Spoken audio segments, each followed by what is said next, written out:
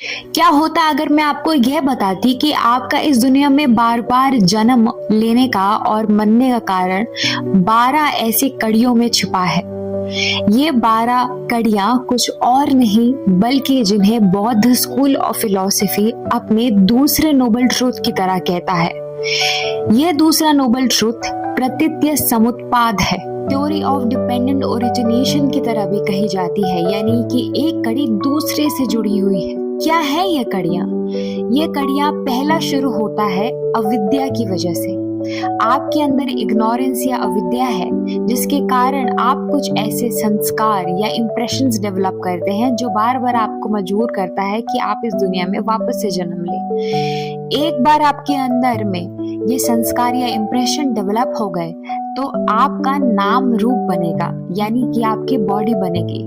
Body बनेगी तो आपके सेंस ऑर्गन्स भी बनेंगे, जिन्हें वो सदयातन कहते हैं। और एक बार सदयातन बना तो जाहिर सी बात है कि आप इनका इस्तेमाल करके स्पर्श करेंगे, यानी दुनिया के सारे सुख या दुख भोगेंगे। जब आप स्पर्श करते हैं तो आपको कुछ ना कुछ वेदना यानी एहसास, फीलिंग जरूर होती है। यह फीलिंग अच्छी भी हो सकती है, बुरी भी हो सकती है, और इसकी वजह से आपके अंदर क्रेविंग यानी तृष्णा डेवलप होती है। तृष्णा बार बार उसे भोगने की, तो आप क्लिंग कर जाते हैं, उससे उपादान वो कहते हैं। और एक बार अगर आपको कोई चीज की क्लिंगिंग हुई तो जाहिर सी बात है कि आप उसे वापस से महसूस करना चाहेंगे, या महसूस नहीं भी करना चाहेंगे अगर वो एक बुरी फीलिंग हुई तो। और इसी की वजह से आपका वापस से जन्म होगा, यानी जाति। और एक बार अगर जन्म हुआ तो जर मरण तो होना ही है, यानी वापस से मृत्यु तो आनी है। कुछ ना कुछ इस दुनिया का अच्छा आपके साथ चला जाएगा, या कुछ ना कुछ ऐसा बुरा रह जाएगा जिसे वापस से ठीक करने के लिए आप दोबारा जन्म लेंगे।